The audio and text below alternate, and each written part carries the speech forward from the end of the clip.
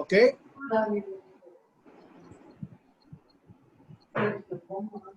గత 2 వారాలు దయచేసి అందరూ మ్యూట్ చేసి పెట్టుకోండి, ఎందుకైనా మంచిది.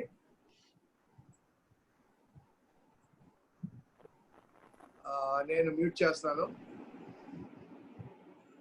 ఓకే ఓకే, నేను కనపడుతున్నానా?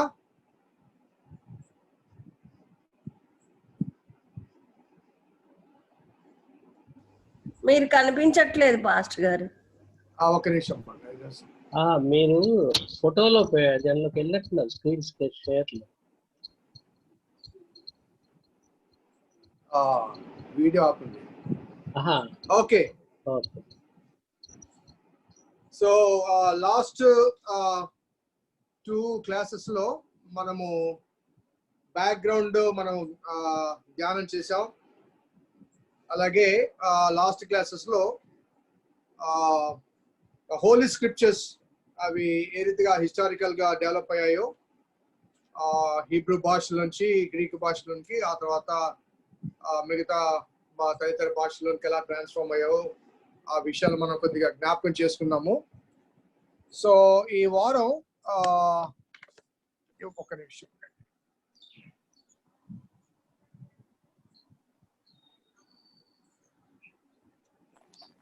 ఈ వారం టైటిల్ ఏంటంటే language and the land.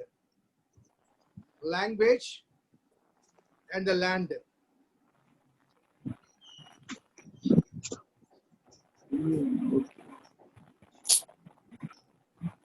So మనము బైబిల్ గ్రంథం హీబ్రూ భాషలో అందించబడింది కాబట్టి హీబ్రూ భాష ఒక పురాతన భాషగా మనము హలో దయచేసి మ్యూట్ చేయండి. ఓకే, హీబ్రూ భాషను మనము పురాతన భాషగా మాట్లాడుతూ ఉంటాం. అదే రీతిగా మరి దేవుడు ఆదాము అవ్వలతో ఏ భాషతో మాట్లాడి ఉంటాడు అని కూడా ఒక చర్చనీయాంశంగా ఉండింది కొంతకాలం. దానికి ఒక కారణం ఏంటంటే ఆదాము అవ్వకు పెట్టిన పేరు అది హీబ్రూ భాష ఎటిమాలజీలో ఉంటుంది, అనగా వేరే భాషలో ఆ పేరు కనిపించదు. ఆదికాండము 2వ అధ్యాయము 23లో మనం చూస్తే నీవు నరుల్లో నుంచి నారి అనబడును. ఈ నారి, నరుడు అనే ఈ మాటలు, ఈ పదాలు హీబ్రూ భాష పదాలు. ఆ హీబ్రూ భాషలో ఇషా, ఇషా ISHA, ఇషా అంటే నరుడు, ఇషా అంటే నారి, అనగా ఇంకొక SH ఎక్కువ పెట్టాలి. ISHA అంటే నరుడు, SHA ఇషా అంటే నారి. అలాగే 3వ అధ్యాయం, ఆదికాండం 3వ అధ్యాయం 20వ వచనంలో చావా, CHAVAH,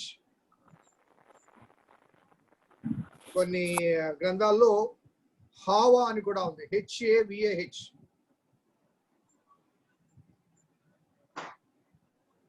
ఈ చావా లేకపోతే హావా అనే ఈ మాట కూడా హీబ్రూ భాషలో ఉన్న నౌన్. అది దాని యొక్క అర్థం ఏంటంటే లైఫ్, జీవము. అందుకే ఆదాము పేరు పెట్టినప్పుడు జీవము గల ప్రతిదానికి తల్లి అని ఆ పేరు పెట్టడం జరిగింది. సో చాలా మంది ఈ బైబిల్ పండితుల యొక్క భావన ఏంటంటే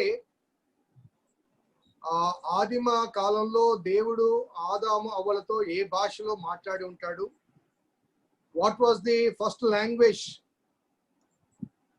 అనే పరిశోధన నేపథ్యంలో ఆదాము పెట్టిన ఈ 2 పేర్లు హీబ్రూ భాషకు సమీపంగా ఉన్నాయి. మిగతా ఏ భాషతో కూడా మనకు అవి ఆ ఎటిమాలజీ ఆ మూలాలు కనిపించవు. కాబట్టి హీబ్రూ భాషలో దేవుడు సంభాషించి ఉంటాడు అని చాలా మంది, కొంతమంది భావన, చాలా మంది కాదు కొంతమంది భావన. కానీ దీంతో అందరూ ఏకీభవించడం లేదు. హీబ్రూ భాష గురించి ఆదాము అవలు హీబ్రూ భాషలో మాట్లాడి ఉంటారు అని అందరూ భావించడం లేదు. దానికి ఒక రీసెర్చ్ జరిగినప్పుడు వారు ఆ ప్రాచీన ప్రతులను వెతికారు.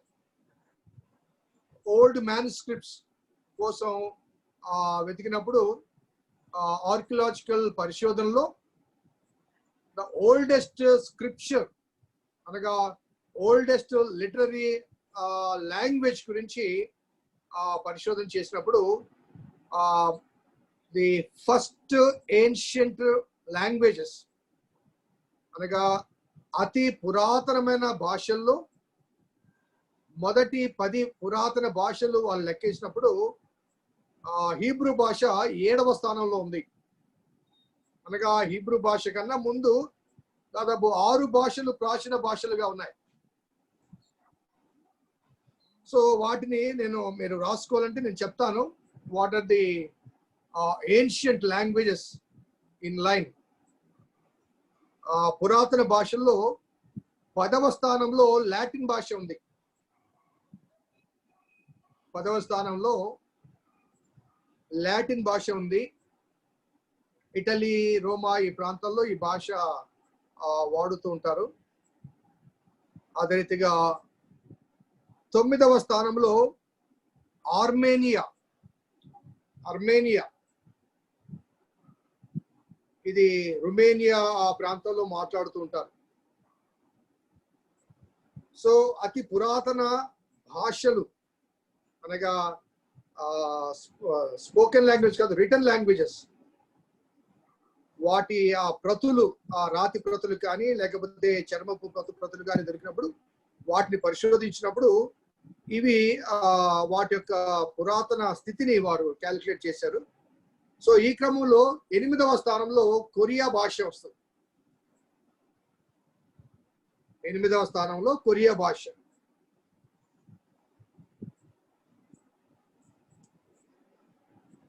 7వ స్థానంలో ఇందాక చెప్పారు కదా హీబ్రూ భాష వస్తుంది. 7వ స్థానంలో హీబ్రూ భాష వస్తుంది. 6వ స్థానంలో అరమేయ భాష. ఇది ఇప్పుడు ఇరాన్, ఇరాక్, సిరియా, కొంత ప్రాంతాలు, ఇజ్రాయెల్ ప్రాంతాల్లో కూడా ఈ భాష మాట్లాడుతుంటారు, అరమేయ భాష. 6వ స్థానంలో. 5వ స్థానంలో చైనీస్.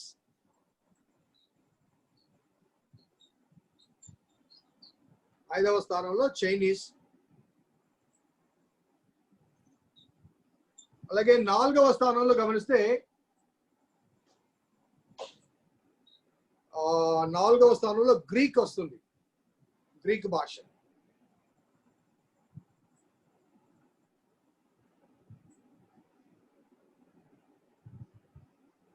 3వ స్థానంలో ఈజిప్షియన్ లాంగ్వేజ్ వస్తుంది.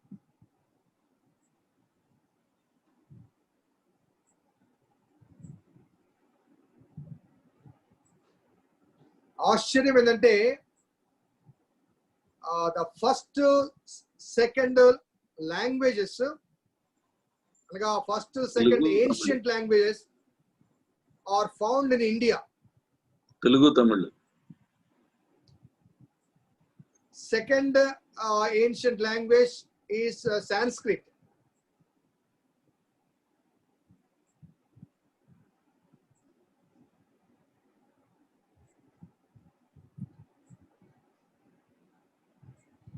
So ఇందాక హిమకర్ చెప్పిన Tamil correct. Number 1 place, number 1 Tamil. So ఈ ద్రవిడియన్ లాంగ్వేజ్ కాబట్టి తమిళ్ స్టాండ్స్ ఫస్ట్ ప్లేస్.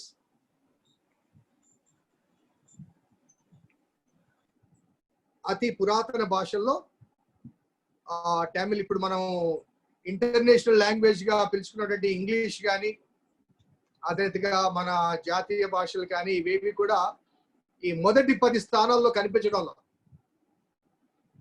ఆ తర్వాత మరి అవి ఏ స్థానంలో ఉన్నాయో తెలియదు కానీ మొదటి 10 స్థానంలో అయితే అవి లేవు.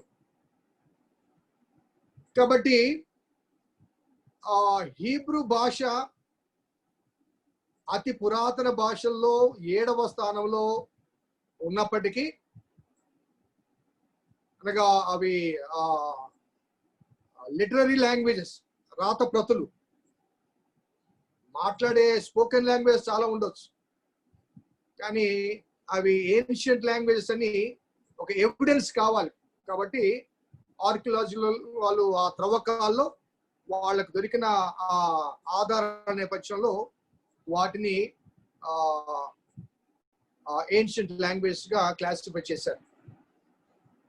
సో ఈరోజు topic the language and land. కాబట్టి ఈ హీబ్రూ భాష ఎక్కడి నుంచి వచ్చింది, ఎలా వచ్చింది, అది ఇశ్రాయేల్ జనాంగానికి ప్రథమ భాషగా ఎలా స్థిరపడింది, the origin of the Hebrew language కొంత మనము స్టడీ చేయాలి. ఈ స్టడీలో మనము గమనించాల్సిన ఒక వాస్తవం ఏంటంటే అబ్రహాము కన్నా ముందున్న కాలము అనగా బాబేలు గోపురం కానీ, లేకపోతే నోవహు జలప్రలయం కానీ, లేకపోతే సృష్టి కథనం కానీ, ఇవన్నీ కూడా హిస్టారికల్ ఇన్సిడెంట్సే కానీ హిస్టారికల్ గా వాటిని ప్రూవ్ చేయడానికి ఆధారాలు లేవు. అనగా పలాని డేట్ లో జలప్రలయం జరిగింది, పలాని డేట్ లో బాబేలు గోపురం కూల్చబడింది, పలాని డేట్ లో సృష్టి కథనం జరిగింది, పలాని డేట్ లో ఆదామును సృష్టించాడు, ఇలా చెప్పడానికి ఆ కాలంలో అనగా ఈ జలప్రలయ కాలంలో కానీ ఆదాము కాలంలో కానీ ఆ సివిలైజేషన్ పెరగలేదు. కాబట్టి కేవలం బైబిల్లో ఉన్న మన ఇన్సిడెంట్స్ కి కాంటెంపరీ సివిలైజేషన్ లో అనగా సమకాలీన సివిలైజేషన్ లో సపోర్టివ్ ఎవిడెన్సెస్ కావాలి. మనం కేవలంగా బైబిల్లో ఉంది కాబట్టి గుడ్డిగా నమ్మడం కాదు. సో సపోర్టివ్ ఎవిడెన్సెస్ కావాలి. కాబట్టి అబ్రహాము కాలానికి ఒకవైపు మెసొపొటేమియా సివిలైజేషన్, మరొక వైపు ఈజిప్షియన్ సివిలైజేషన్ రెండు డెవలప్ అయ్యాయి. సో అబ్రహాము కాలానికి సో మెసొపొటేమియా సివిలైజేషన్ ఒకవైపు, ఈజిప్షియన్ సివిలైజేషన్ ఒకవైపు, ఈ రెండు డెవలప్ అయ్యాయి. కాబట్టి అబ్రహాము కాలం నుంచి డేట్ క్యాలిక్యులేట్ చేయడానికి అవకాశాలు ఉన్నాయి. అబ్రహాము కాలానికి డేట్స్ క్యాలిక్యులేట్ చేయడానికి అవకాశం ఉంది. అవి కూడా ఎగ్జాక్ట్ అని కాదు, కానీ హిస్టరీగా చెప్పడానికి వీలుంది, చరిత్రగా చెప్పడానికి వీలుంది. సో మొదటగా మనం గమనించాలంటే అబ్రహాము కన్నా ముందున్న చరిత్ర అంతా కూడా అవి చరిత్ర అయినప్పటికీ కూడా కాల నిర్ధారణకు అవకాశం లేదు. అర్థమవుతుందండి? కాల నిర్ధారణకు ఈ టైంలో ఇది జరిగిందని కాల నిర్ధారణకు అవకాశం లేదు. కాబట్టి అబ్రహాము కన్నా ముందున్న కాలానికి చరిత్రకారులు పెట్టిన పేరు ఏంటంటే ప్రీ హిస్టారికల్ పీరియడ్, చరిత్ర ముందటి కాలము, pre historical period.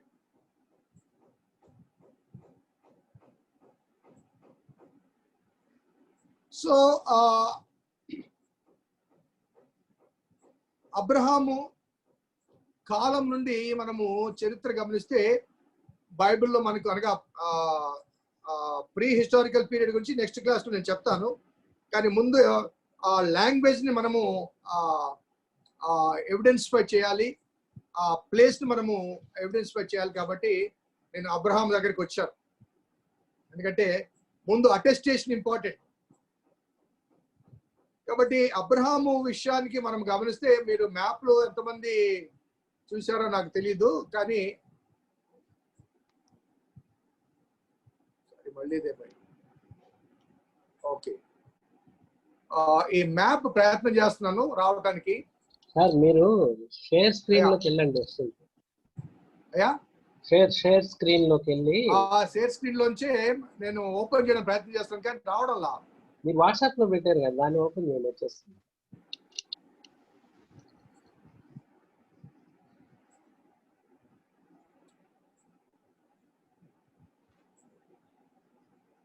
Share screen పెట్టాను, కానీ కొద్దిగా స్లో అవుతుంది. సో అబ్రహాము ఈ ఫస్ట్ స్లైడ్ చూడండి. లాస్ట్ క్లాస్ లో నేను చెప్పాను, ఇది ఒక మట్టి ముద్ద. మన ఏమంటారు, గోధుమ పిండి చపాతీ చేయడానికి పిసికినప్పుడు ఎలా ముద్దగా ఉంటుందో అటువంటి ముద్ద ఆ మట్టి అన్నమాట. ఆ క్లే మీద ఈ బ్యాంబూ బెరడు తీసుకొని అట్లా ప్రెస్ చేస్తుంటారు, మెత్తగుండే ఆ ముద్ద మీద ప్రెస్ చేస్తే ఆ లెటర్స్ పడుతుంటాయి. That was the style of writing adapted in the ancient days. ఆ చర్మపు ప్రతులు రాకముందు ఆ రాతి ప్రతులు కానీ, ఆ మట్టి మీద రాసిన ప్రతుల్లో కానీ ఇలా ఒక మట్టి ముద్దను మెత్తటిది తీసుకొని అలా స్లేట్ లాగా తయారు చేసి దాని మీద ఈ బ్యాంబూ దీంతో అట్లా రుద్దుతూ ఉంటారు. సో అది పోయిన వారం class clay tablet. They are called clay tablet. Yes, clay tablet. Yes sir. So ఇక్కడ మనం గమనిస్తే ఈ మ్యాప్ లో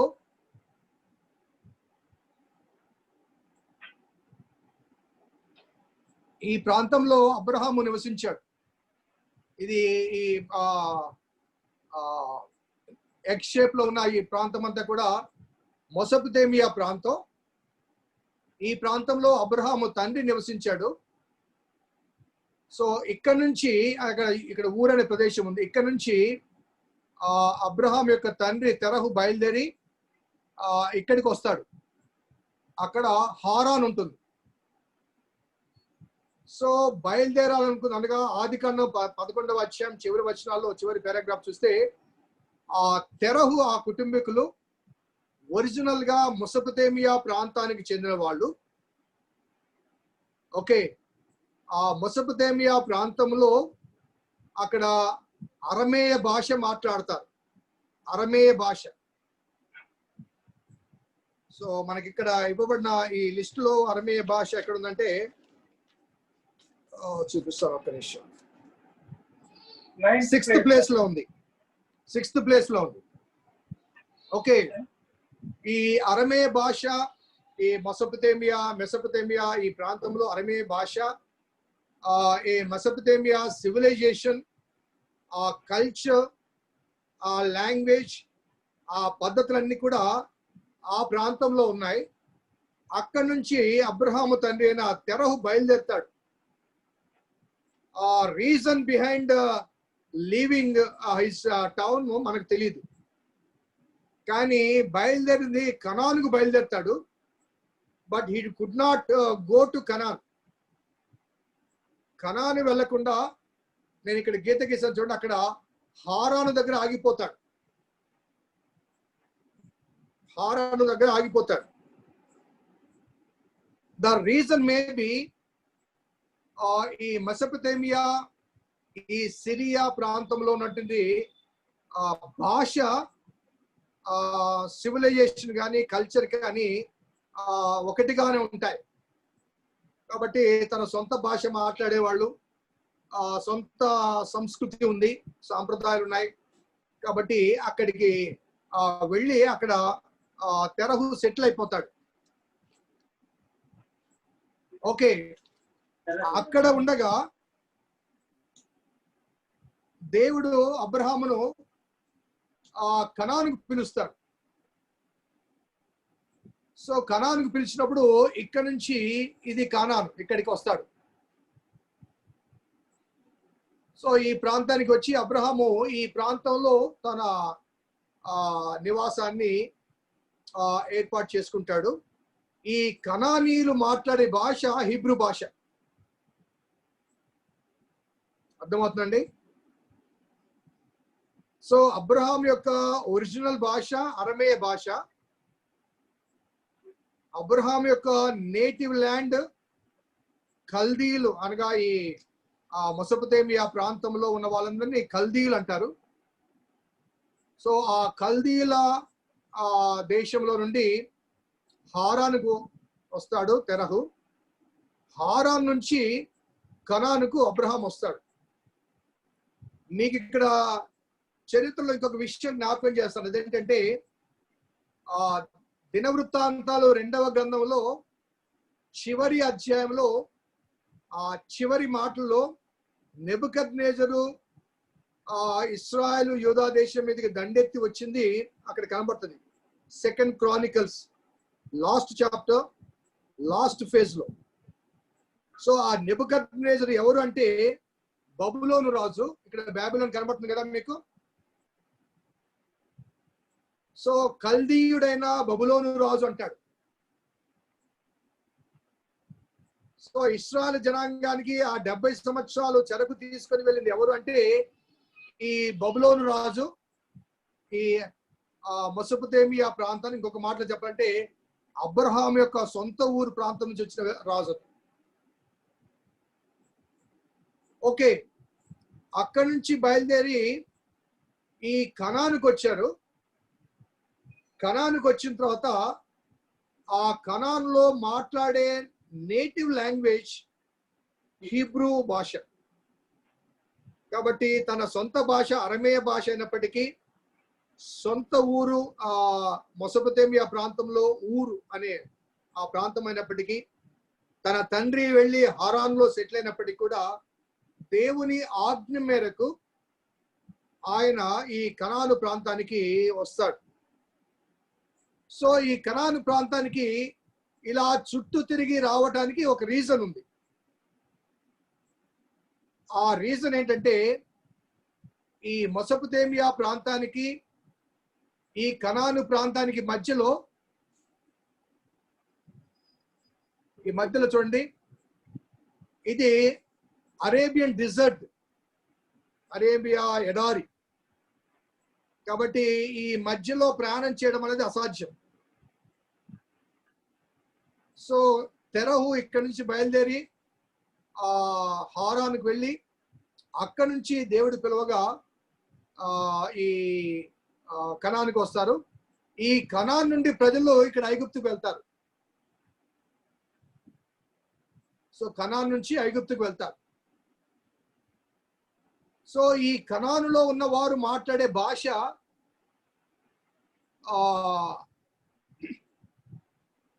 హీబ్రూ భాష. కాబట్టి అబ్రహాము కానీ తన సంతానం కానీ అక్కడ నివసించారు కాబట్టి అతన్ని హెబ్రీయుడు అని పిలిచారు. దానికి ఒక రెఫరెన్స్ చూపిస్తాను. ఆదికాండము 14వ అధ్యాయం 13వ వచనం చూడండి.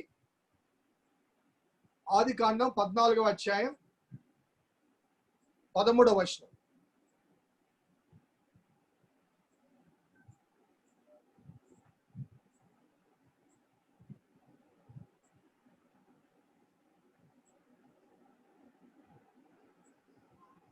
అక్కడ ఏమనుందండి? తప్పించుకున్న ఒకడు వచ్చి హెబ్రీయుడైన అబ్రహామునకు ఆ సంగతి తెలియచేసను అని రాయబడింది. అనగా హెబ్రీయుడైన ఒకడు వచ్చి తప్పించుకున్న వచ్చి హెబ్రీయుడైన అబ్రహామునకు, అనగా అక్కడ అబ్రహాం యొక్క ఒరిజినల్ లాంగ్వేజ్ అరమేయ భాష అయినప్పటికీ అతడు మెసొపొతేమియా ప్రాంత నివాసి అయినప్పటికీ దేవుడు చెప్పిన రీతిగా అతడు కనానుకు వచ్చి సెటిల్ అయ్యాడు కాబట్టి అతన్ని హెబ్రీయుడు అని మొదటగా పిలిచారు. అనగా బైబిల్లో రికార్డ్ చేయబడిన ఫస్ట్ ఆ హెబ్రీ అనే పదము ఆదికాండంలో 14వ అధ్యాయం 13లో మనకు కనిపిస్తుంది. So the people who are living in Canaan, they were called, they were also called as Hebrews. For example, మనం ఉన్నాము ఆంధ్రప్రదేశ్ తెలంగాణలో 2 స్టేట్స్ లో మనం సెటిల్ అయి ఉన్నాం. వేరే ప్రదేశానికి వెళ్ళినప్పుడు వాళ్ళని ఏమని పిలుస్తారు? తెలుగోళ్ళు అని పిలుస్తారు కదండి. అలాగే తమిళియన్స్ అని పిలుస్తారు, మరాఠీలు అని పిలుస్తారు. సో ఇలా భాషను బట్టి వారిని పిలిచే అవకాశం ఉంది. కాబట్టి కనాను నుంచి ఐగుప్తునకు వారు వెళ్ళిన తర్వాత కూడా అదే మాట అనగా వారిని హెబ్రీలు అని పిలుస్తూ వచ్చారు. సో ఒకసారి మనము నిర్గమకాండంకు వెళ్దాం. నిర్గమకాండం మొదటి అధ్యాయంలో ఇశ్రాయేలును హెబ్రీలు అని పిలవడం అనేది మనకు కనబడుతుంది.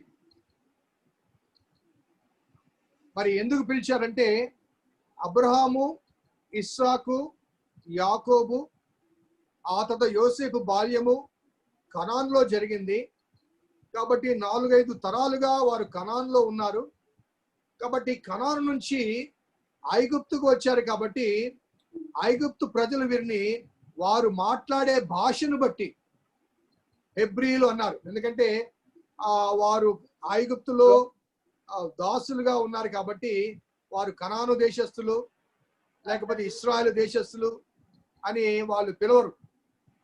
వారి భాషను బట్టి హెబ్రీలు అని అక్కడ పిలవడం జరిగింది. కాబట్టి నిర్గమకాండం మొదటి అధ్యాయంలో ఇశ్రాయేలు జనాంగాన్ని వారు మాట్లాడే భాషను బట్టి వారు ఏ ప్రాంతం నుంచి వచ్చారో ఆ కనాను ప్రాంతం యొక్క ఆ భాషను బట్టి వారు మరి హెబ్రీలుగా పిలువబడ్డారు.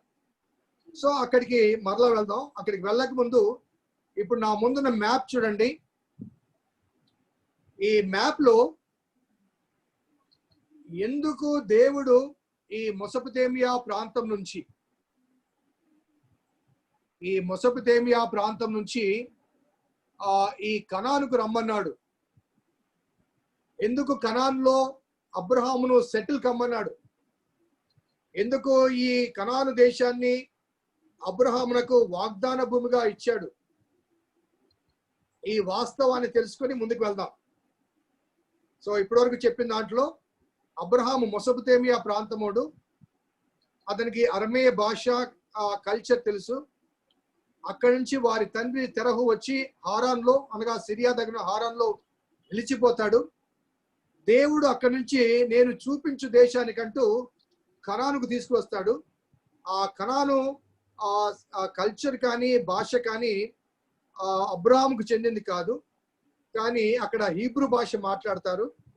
వారు హీబ్రూ భాష మాట్లాడతారు కాబట్టి అబ్రహామును హెబ్రీలు అని అన్నారు.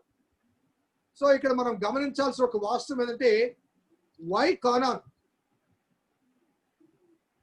ఊరు అనే ప్రదేశంలో మెసొపొతేమియా దగ్గర ఉన్న అబ్రహామును ఎందుకు అక్కడికి రప్పించాలి? కనాను ఎందుకు వాగ్దాన భూమి అయింది? అనగా దేవుడు ఏ ప్రాంతాన్నైనా కానీ అభివృద్ధి చేయగలడు కదా. సో దేవునికి అసాధ్యమైనది ఏది లేదు. కాబట్టి కనానుకు ఎందుకు రావాల్సి వచ్చింది అంటే ఈ మ్యాప్ చూడండి. ఈ కనాను అనే ఈ లొకేషన్ ఏదైతే ఉందో ఈ పక్క మధ్యధరా సముద్రం ఉంది, ఈ పక్క ఎడారి ఉంది. సో కాబట్టి ఇక్కడ ఐగుప్తులో ఉన్న వాళ్ళు ఇటు యూరప్ వెళ్ళాలన్నా లేకపోతే ఐగుప్తులో ఉన్న వాళ్ళు ఇక్కడ ఆసియా ఖండానికి రావాలన్నా దీని మీదుగానే రావాలి. ఐగుప్తులో ఉన్న వాళ్ళు ఇటు యూరప్ రావాలన్నా కానీ లేకపోతే ఈ ఆసియా ఖండానికి రావాలన్నా కానీ కనాను మీదుగానే రావాలి. ఎందుకంటే ఇక్కడ అరేబియన్ డిజర్ట్ ఉంది, ఇక్కడ మధ్యధరా సముద్రం ఉంది, ఇంకా వేరే దారి లేదు. అర్థమవుతుందండి. సో ఈ కనాను అనే ఈ ప్రదేశము అనగా ఇప్పుడు ఇశ్రాయేలు జీవిస్తున్న ఈ ప్రదేశము ది సెంట్రల్లీ లొకేటెడ్ ప్లేస్. మీకు ఈ మ్యాప్ లో చూపిస్తాను.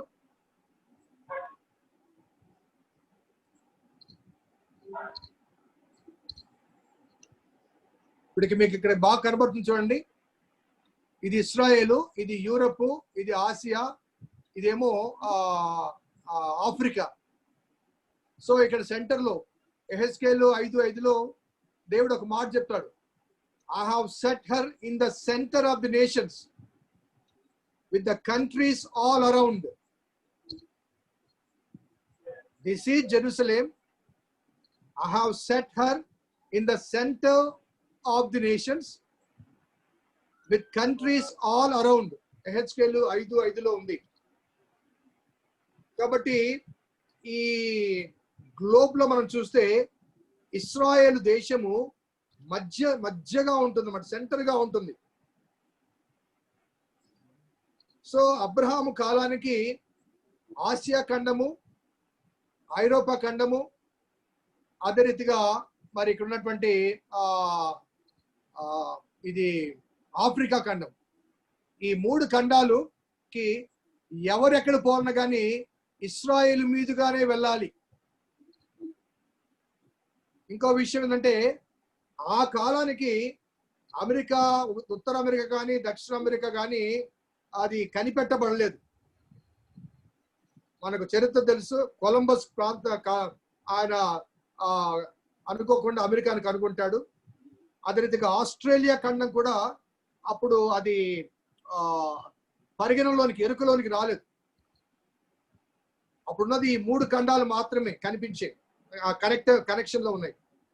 కాబట్టి ఈ 3కి సెంటర్ లో ఉన్నది ఈ ప్రదేశం. సో సారీ, ఈ నెక్స్ట్ మ్యాప్ చూడండి. సో ఇది ప్రస్తుత ప్రపంచ పటం.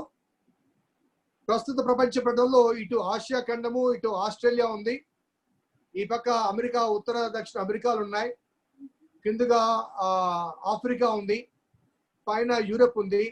అన్నిటికీ మధ్యలో ఎవరున్నారు? ఇశ్రాయేల్ జనాంగము. ఇశ్రాయేల్ జనాంగము. So you must understand how important that country. దేవుడు ఎందుకు ఆ మెసొపొతేమియా ప్రాంతం నుంచి రమ్మన్నాడు, ఎందుకు ఆ ప్రాంతాన్ని వాగ్దాన భూమిగా అనుగ్రహించాడు, how this become a promise land later days లో. ఇశ్రాయేల్ జనాంగాన్ని ఐగుప్తు నుంచి విడిపించి ఆ కనానుకి ఎందుకు నడిపించాడు, అది వాగ్దాన భూమి ఎందుకైందంటే it is a central location for all continents, for all places. ఇప్పుడైతే విమానాలు అవి వచ్చాయి కాబట్టి మనకు ప్రాణానికి అంత ఇబ్బంది లేదు, విమానాలు, పడవలు వచ్చాయి. కానీ ఆ రోజుల్లో అవకాశాలు లేవు. సో నేల మీద మాత్రమే పోవాలి. ఇటు అరేబియన్ డిజర్ట్ ఉంది, అటు మధ్యధరా సముద్రం ఉంది. కాబట్టి ఆ కనాను మీదుగానే, ఇశ్రాయేలు దేశం మీదుగానే వారు ప్రయాణం చేయాలి. సో అది ల్యాండ్ గురించి మాట, అనగా ల్యాండ్ అండ్ లాంగ్వేజ్ నేను కలిపి చెప్తున్నాను మనకు అర్థం కావడం కోసం.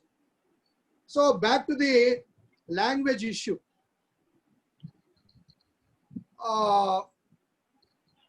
నిర్గమకాండం 1వ అధ్యాయంలో ఈ హెబ్రీలుగా పిలువబడ్డ ఆ ఇశ్రాయేలు జనాంగం అంతా కూడా దాదాపు 400 సంవత్సరాలు ఐగుప్తులో ఉంటారు.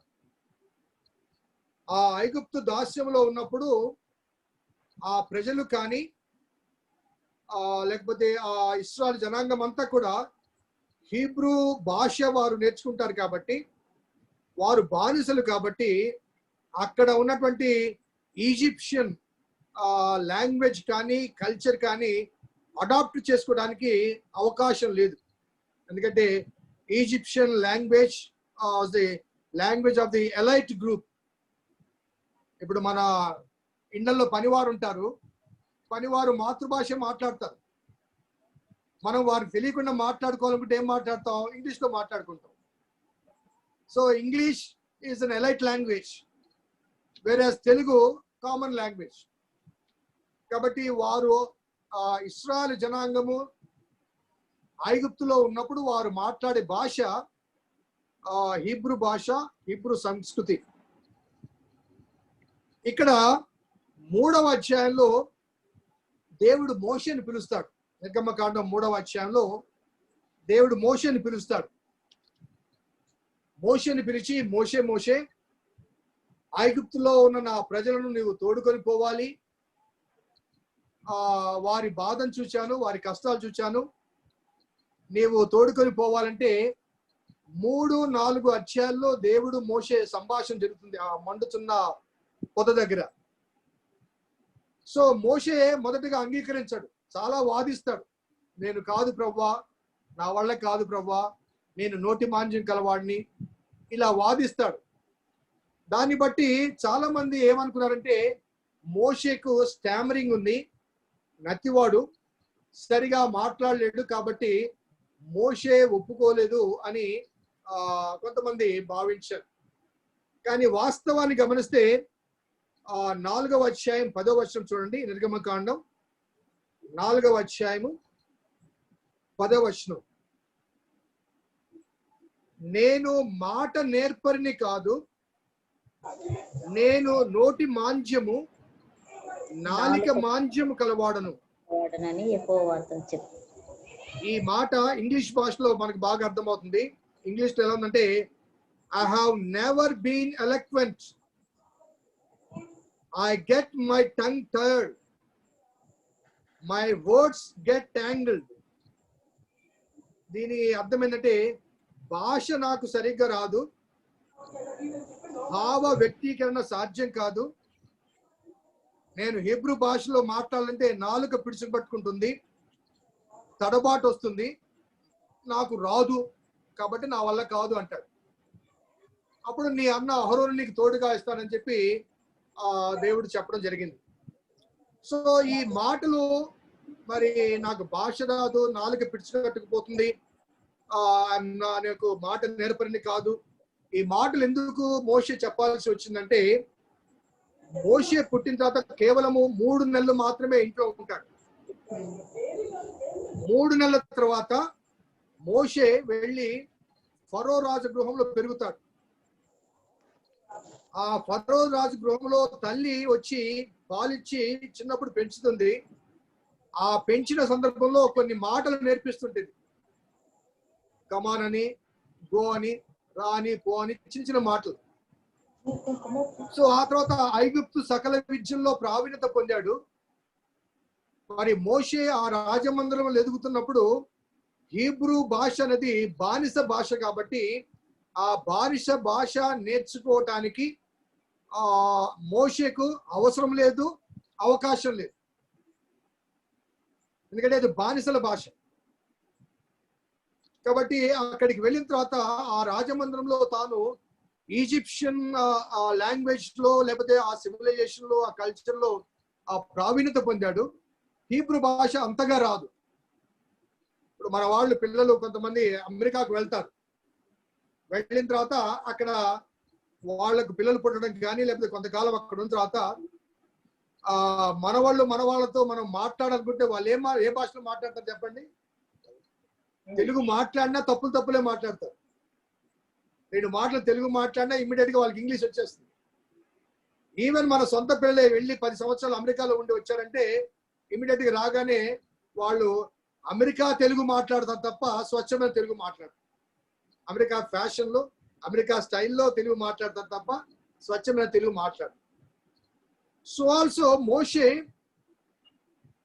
దేవుడు పిలిచి మోషే నీవు ఈ ప్రజలను నడిపించుకోవాలి, తోడుకొని పోవాలంటే మాట నేర్పని అనగా ఐఎమ్ స్లో ఆఫ్ స్పీచ్, సరిగా మాట్లాడలేను, నాకు భాష సరిగా రాదు, I cannot communicate with those people, నేను వారితో సరిగా మాట్లాడలేను, వాళ్ళతో మాట్లాడాలంటే నాలుగు పిడిచగట్టుకుని పోతుంది అంటూ ఆయన వెనుకంజ వేస్తాడు. That is the reason. నత్తివాడని కాదండి, నత్తివాడు కాదు, లేకపోతే అలా ఇలా కొంతమంది భావిస్తుంటారు.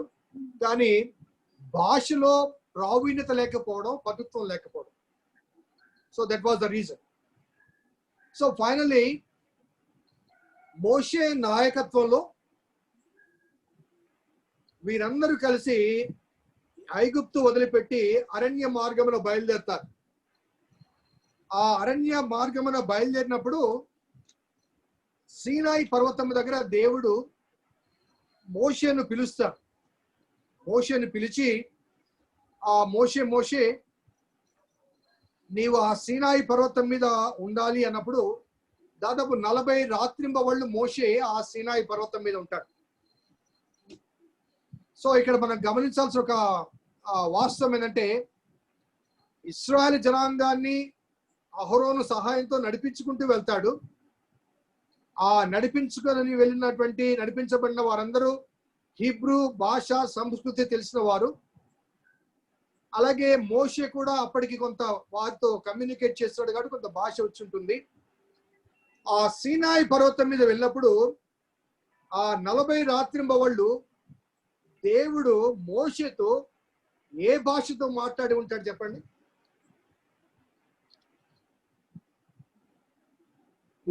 ఏ భాషతో మాట్లాడాడు? మోషే కానీ ఆ ప్రజలకు కానీ తెలిసిన హీబ్రూ భాషని కదా. మోషేకు ఐగుప్తు భాష తెలిసినప్పటికీ మోషే has to communicate divine word to the people who knows only Hebrew language కదండి. హీబ్రూ భాష మాత్రమే తెలిసిన ఆ ప్రజలకు దేవుని మాటలు వినిపించాలంటే దేవుడు కూడా హీబ్రూ భాషలో మోషేకు ధర్మశాస్త్రాన్ని ఇవ్వాలి. లేకపోతే వేరే ఐగుప్తు భాషలో ఇస్తే మరి మోషే మళ్ళీ ట్రాన్స్లేట్ చేయాలి. మనకు తెలుసు ఆ ధర్మశాస్త్రము దేవుడు స్వయంగా తన వేలుతో రాశాడు. కాబట్టి ఆ సీనాయి పర్వతం మీద ఆ 40 రాత్రింబవళ్ళు దేవుడు హీబ్రూ భాషలో ధర్మశాస్త్రాన్ని వ్రాసి మోషేకు అందించగా దాన్ని ఆ ప్రతిని మోషే తీసుకుని వచ్చి ఆ ప్రజలకు అందించాడు. సో ఇక్కడ ఇంకొక గమనించాల్సిన ఒక సత్యం ఏంటంటే, లాస్ట్ క్లాస్ లో చెప్పాను, మోషే జీవించినది నిర్గమకాండం కాలంలో. మోషేకు తెలిసింది నిర్గమకాండము, లేవి కాండము, సంఖ్యాకాండము, ద్వితీయోపదేశ కాండం. సో ఆది కాండంలోని విషయాలు మోషేకు తెలియదు, ఎందుకంటే ఆ కాలంలో మోషే నివసించలేదు. మరి యాకోబు గురించి కానీ, ఇస్సాకు గురించి కానీ, అబ్రహాము గురించి కానీ, జలప్రలయం గురించి కానీ, ఈ సృష్టి కథనం కానీ, ఇవన్నీ కూడా దేవుడు సీనాయి పర్వతం మీద దేవుడు మోషేకు బయలుపరిచాడు అని గత క్లాస్ లో నేను చెప్పాను. కాబట్టి ఇవన్నీ కూడా అనగా జెనసిస్ ఆది కాండంలో జరిగిన సంఘటనలన్నీ కూడా దేవుడు మోషేకు వినిపించినప్పుడు మరి తప్పనిసరిగా ఆ హీబ్రూ భాషలోనే నేర్పించి ఉంటాడు. ఎందుకంటే ఆ భాష తప్ప మరొక భాష ఆ ప్రజలకు తెలియదు కాబట్టి.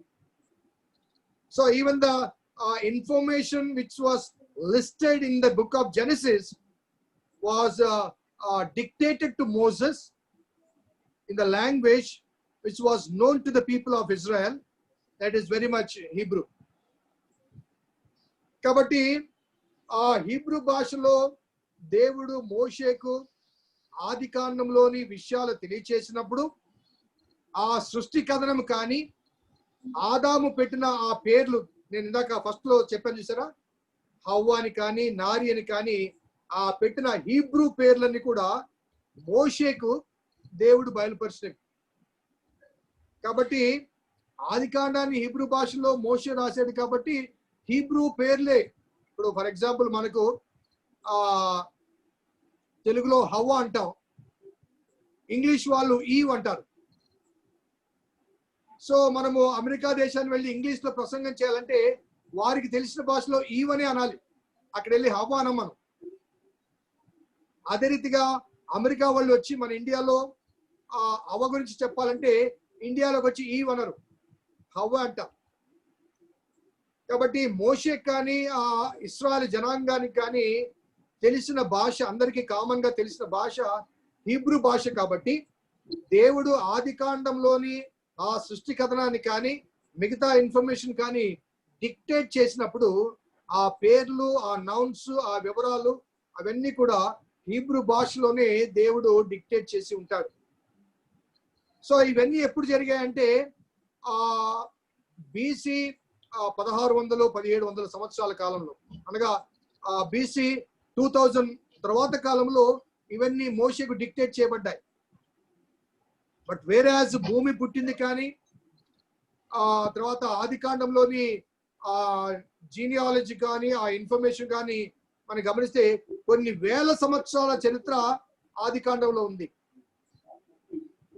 కానీ హీబ్రూ భాషలో ఎందుకు కమ్యూనికేట్ చేయబడిందంటే హీబ్రూ భాష వీళ్ళకి తెలుసు కాబట్టి ఆ హీబ్రూ భాష డెవలప్ అయ్యే సమయానికి బీసీ 2000 ఆ కాలమే కాబట్టి మరి హీబ్రూ భాషలో పాత నిబంధన గ్రంథము, పాత నిబంధన ప్రతులు రాయబడటానికి అవకాశం ఉంది. సో అల్టిమేట్లీ ఆ ల్యాండ్ అనగా ఈరోజు మన టాపిక్ ఏంటంటే the language and the land. So ఆ భాష ఏ రీతిగా వారికి అందించబడింది, కనానులో మాట్లాడే ఆ హీబ్రూ భాషను బట్టి వారు హీబ్రీలని పిలువబడ్డారు. ఐగుప్తులో బానిసలుగా 400 సంవత్సరాలు ఉన్నటువంటి ఇస్రాయల్ అందరికీ కూడా హీబ్రూ భాష వచ్చు కాబట్టి వారి మదర్ టంగ్ అల్టిమేట్లీ ఆ కాలానికి హీబ్రూ భాషగానే వారి మదర్ టంగ్ గా మారిపోయింది. సో ఆ ల్యాండ్ ను దేవుడు ఎందుకు ఎన్నిక చేశాడంటే it is centrally located land కాబట్టి దేవుడు ఆ తెరహు కానీ లేకపోతే అబ్రహాం కానీ కనానుకు వచ్చి సెటిల్ అవ్వమంటాడు. ఆ కనాను అనేది సెంట్రల్లీ లొకేటెడ్ ప్లేస్ కాబట్టి God has promise the very prominent location on the earth to the people of his own. తన సొంత ప్రజలకు ఇశ్రాయేలు జనాంగానికి ఆ భూమండలంలో మధ్య స్థలాన్ని ఇచ్చాడు. ఆ స్థలంలో నుండే ఏ ఖండానికి, ఏ కాంటినెంట్ కి వెళ్ళాలన్నా కానీ ఆ స్థలం గుండానే రాజమార్గం ఉండింది, అనగా రహదారి ఉండేది. కాబట్టి that was very important location not only on the earth but also in the sight of God. In the sight of God. తర్వాత రాకడ ప్రత్యక్షతలో కూడా యెరూషలేము లిఫ్ట్ చేయబడుతుంది అనే ఒక భాష కూడా మనం తర్వాత అనగా అది లాస్ట్ లో మనము వస్తుంది. కాబట్టి ఆ సెంట్రల్లీ లొకేటెడ్ ప్లేస్ లో యెరూషలేము దేవుని పట్టణం ఉందని, మరి అక్కడ తిరిగి నూతన యెరూషలేము నిర్మించబడుతుందని మనం తర్వాత గ్రంథాల్లో మనము అది గమనించవచ్చు. సో గాడ్ హ్యాస్ పర్పస్ఫుల్లీ, ఉద్దేశపూర్వకంగా ఆ మెసొపొతేమియా ప్రాంతంలో ఉన్నటువంటి అబ్రహామును ఆ కనానుకు పిలవడం, ఆ కనాన్లో ఉన్నటువంటి ఆ మాతృభాష ఉన్నటువంటి హీబ్రూ భాష వారి స్వంత భాషగా, మాతృభాషగా మార్చబడ్డం. మరి దేవుడు తన ప్రణాళిక చొప్పున ఆ హీబ్రూ భాషలోని ఆ పాత నిబంధన గ్రంథాన్ని మనకు అందించడం అనేది జరుగుతుంది. సో ఇది ఈరోజు క్లాస్ కు సంబంధించింది. మరి నెక్స్ట్ క్లాస్ లో అనగా ఈరోజు the language and the land చెప్పాను. నెక్స్ట్ క్లాస్ లో the lineage and the land. The lineage and అనగా ఆ వంశావళి ఎలా వచ్చింది, వారు ఆ స్థలాలు ఎలా పంచుకున్నారు,